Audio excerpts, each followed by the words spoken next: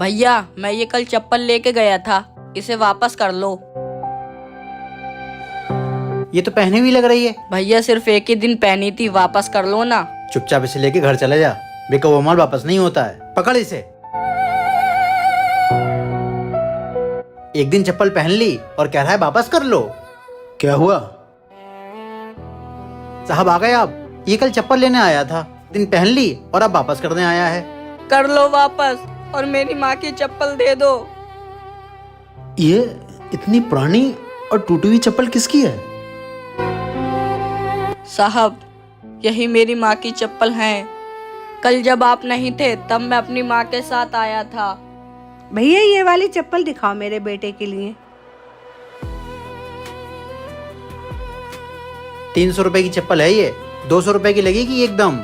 ठीक है भैया दे दो, मेरे पास सिर्फ 100 रुपए है, मैं 100 रुपए कल दे जाऊंगी।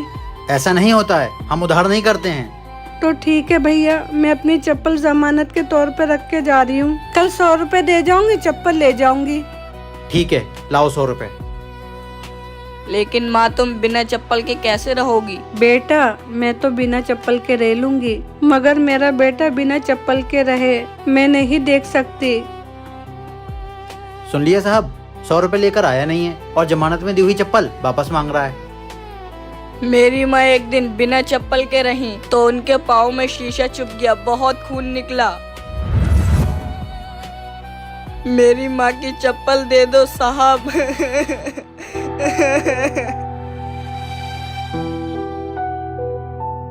6 नंबर की एक अच्छी सी चप्पल ला के दो लेडीज।